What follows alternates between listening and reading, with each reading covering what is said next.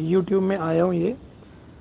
और लाइव आने के लिए हमेशा आपको पता है कि मेरा एक ही फंडा होता है कि कुछ प्रैक्टिकली बात की जाए, किसी खास आस्पेक्ट पर बात की जाए। अब आज का खास आस्पेक्ट जो है वो एक बेहद इंटरेस्टिंग टॉपिक है। और ये बेहद इंटरेस्टिंग टॉपिक जो है वो बड़ी क्लासेस में ज़ूलॉजी में भी है, और इवन 11th-12th की क्लासेस में देखा जाए तो वो मेनली बॉटनी से कंसर्न रखता है। अदरवाइज जब आप हायर क्लासेस में जाओगे तो सेम टॉपिक आप जो है वो ज़ूलॉजी में भी पढ़ेंगे।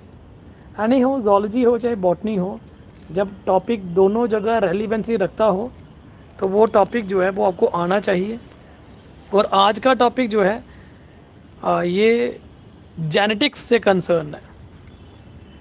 अब यहाँ पे देखो, ये रेड कलर का फ्लावर देख के ना मुझे उस टॉपिक का जो मेन एजेंडा था वो याद आया, और मुझे लगा कि शायद आप बच्चों को इसके बारे में पता होना चाहिए।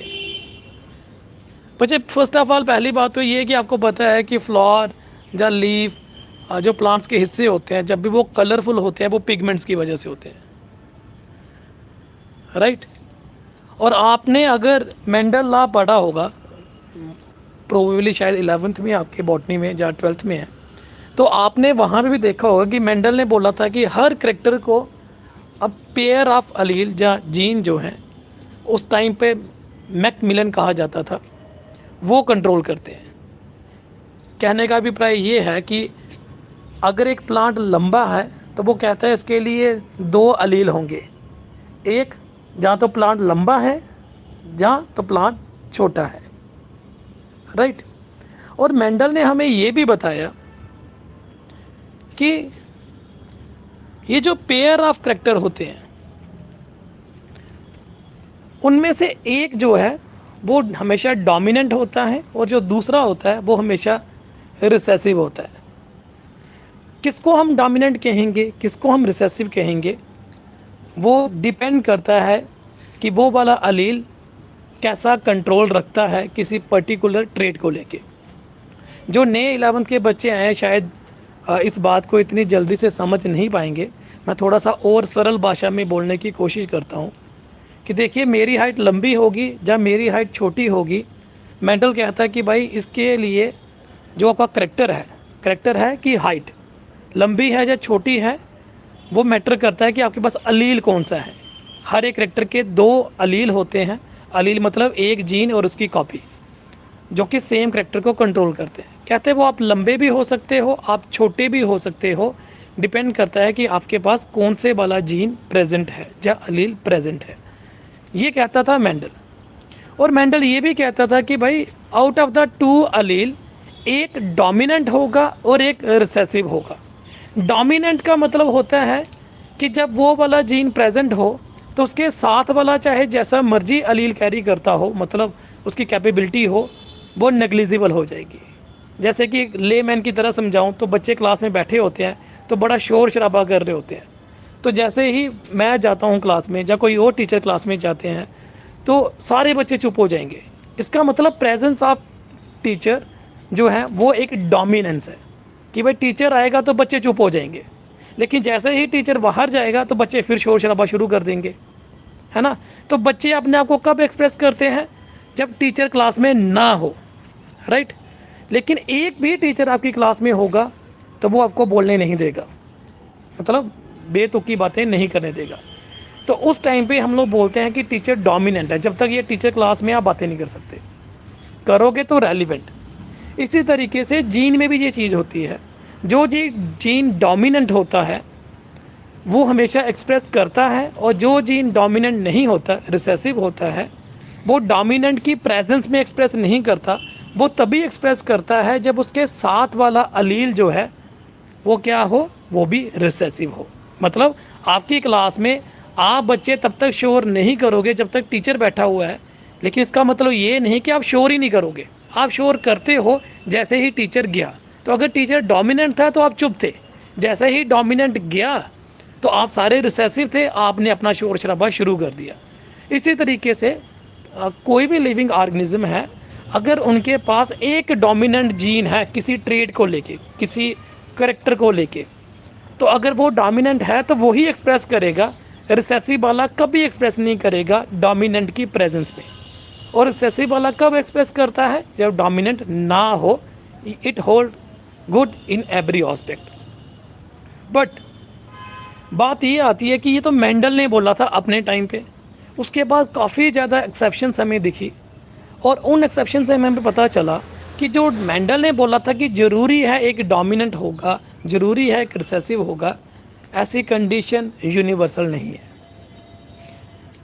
सर्टेन टाइम क्या होता है कि ये जो जीन है ये आपस में इंटरेक्ट करते हैं, और इनकी इंटरेक्शन की वजह से कुछ एक्सेप्शंस प्रोड्यूस हो जाती हैं, राइट। अगर फिर से सरल भाषा में बोलूं तो वो बात करने का तरीका ऐसे होगा कि मेंडल ने कहा था कि भाई जहाँ तो डोमिनेंट एक्सप्रेस करेगा या रिसेसिव एक्सप्रेस करेगा, दोनों में से एक एक्सप्रेस करेगा। लेकिन बाद में ये देखा गया कि कई बार जीन आपस में इंटरेक्ट करते हैं, ठीक, इनको हम जीन इंटरेक्शन कहते हैं। वो दो डिफरेंट जीन भी हो सकते हैं और वो अलील ऑफ द सेम जीन भी हो सकते हैं। तो इसका मतलब जीन इंटरेक्शन दो टाइप की होगी। एक इंटरेक्शन जो कि दो अलील्स के बीच में है, लंबी हाइट छोटी हाइट, मतलब हाइट के बारे में बात चल रही है। दूसरी इंटरेक्शन दो जीन जो कि दो डिफरेंट कैरेक्टर कंट्रोल कर रहे हैं, जिनका आपस में कोई लेना देना नहीं है, वो भी आपस में इंटरेक्ट कर कर कुछ नया प्रोडक्ट, कोई नई चीज़ बना सकते हैं। ऐसी इंटरेक्शन को हम इंटरजीनिक इंटरेक्शन कहते हैं। तो जीन इंटरेक्शन कितने टाइप की होगी? दो टाइप की, एक इंट्राजीनिक और इंट्रा एलिलिक इंटरेक्शन, और दूसरी इंटरजीनिक टाइप ऑफ इंटरेक्शन।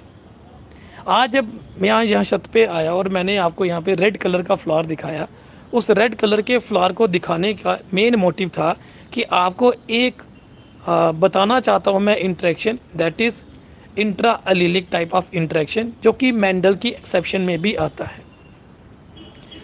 तो उस टॉपिक का नाम है इनकम्प्लीट डोमिनेंस।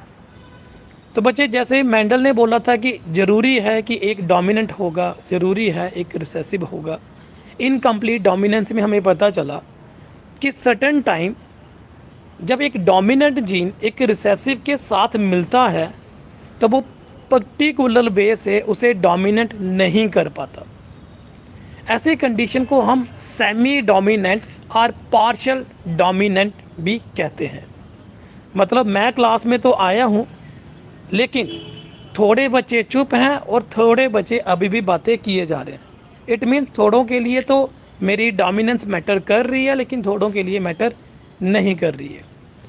सो इनकम्प्लीट डोमिनेंस में क्या होता है कि जब एक डोमिनेंट अलील प्रेजेंट है और एक रिसेसिव अलील प्रेजेंट है, तो डोमिनेंट वाला रिसेसिव के ऊपर पूरे वे से डोमिनेंसी नहीं कर पाता, आधे वे से डोमिनेंसी कर पाता है, जिसकी वजह से एक नया ट्रेट बन जाता है।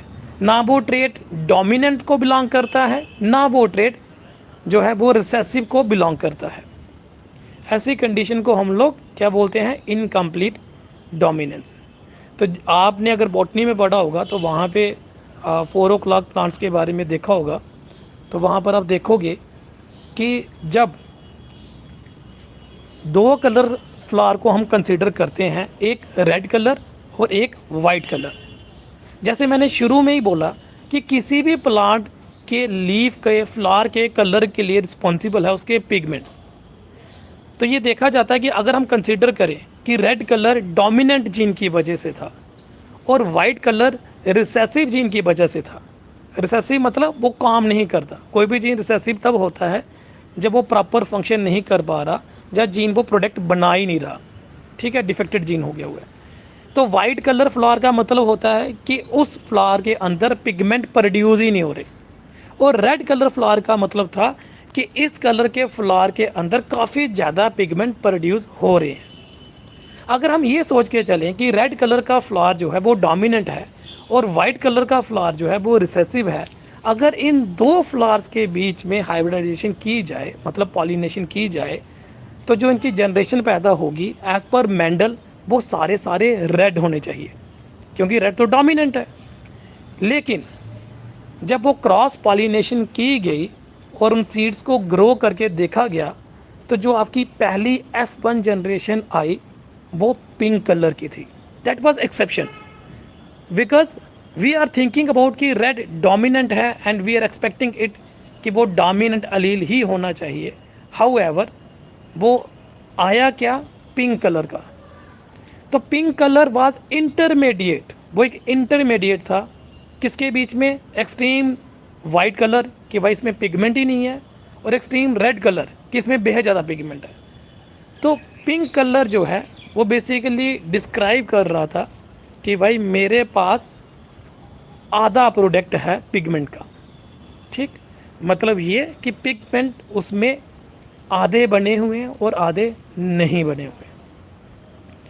इट मीन्स इस केस में हुआ क्या होगा, तो इस केस में ये दिखाता है कि भाई जब भी प्लांट रेड कलर का होगा तो आपको दो डोमिनेंट जो हैं वो अलील चाहिए थे, और वो रिस्पॉन्सिबल हैं पिगमेंट बनाने के लिए प्लस एंजाइम बनाने के लिए जो पिगमेंट को कन्वर्ट करते हैं इनटू ए पर्टिकुलर प्रोडक्ट.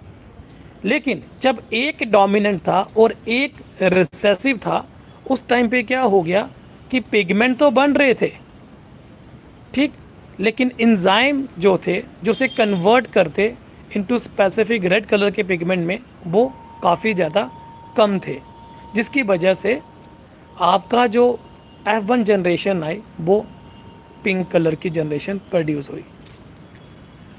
तो राइट, ये पिंक कलर जो है ये इंडिकेट करता है कि जो रेड कलर का फ्लावर था that was not completely dominant, वो इनकम्प्लीट डोमिनेंसी शो की हुई है उसने, जिसे हम पार्शियल डोमिनेंस और सेमी डोमिनेंस भी कहते हैं. आगे जाके जब इनकी आप फिर से सेल्फिंग कराओगे या क्रॉस पॉलिनेशन कराओगे तो आपको जो रेशो दिखेगी वो 1:2:1 दिखेगी. तो आज मैंने बेसिकली आपको बुलाया इसलिए था कि अगर आपने कभी इनकम्प्लीट डोमिनेंस पढ़ा हो तो मोस्टली बच्चे क्या करते हैं, इनकम्प्लीट डोमिनेंस में रट्टा मारना शुरू कर देते हैं, समझ उनको आती नहीं और सिर्फ इतना सा पढ़ते हैं कि भाई इनकम्प्लीट थे, आधा डोमिनेंस शो की है, आधी डोमिनेंस नहीं शो की है, उसका रीज़न क्या है. तो वो उसे क्लैरिफाई करने के लिए कि बच्चे जब भी इनकम्प्लीट डोमिनेंस हो इसका मतलब कि दोनों डोमिनेंट जीन ज़रूरी चाहिए थे आपको एक पर्टिकुलर प्रोडक्ट प्रोड्यूस करने के लिए. जब एक डोमिनेंट था एक रिसेसिव था तो उसके पिगमेंट प्लस उसके जो एंजाइम थे वो कम प्रोड्यूस हुए हैं because of the presence of one recessive gene, जिसकी वजह से एक इंटरमीडिएट प्रोडक्ट प्रोड्यूस होता है. याद रखना को डोमिनेंस और इनकम्प्लीट डोमिनेंस के बीच में मेन डिफरेंस कहाँ पे आता है कि को डोमिनेंस में दोनों इक्वली एक्सप्रेस करते हैं, लेकिन इनकम्प्लीट डोमिनेंस के बीच में एक इंटरमीडिएट प्रोडक्ट प्रोड्यूस होता है.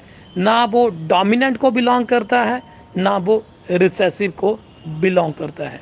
तो होपफुली जिन्होंने जेनेटिक्स पढ़ी है बॉटनी के अंदर, या अगर यूट्यूब में भी देखी होगी या घर में अपनी बुक में देखा होगा, तो उनको ये कंसेप्ट क्लियर हो गया होगा कि what I really want to tell you, और ये इन्फॉर्मेशन आपके काफ़ी ज़्यादा काम आएगी.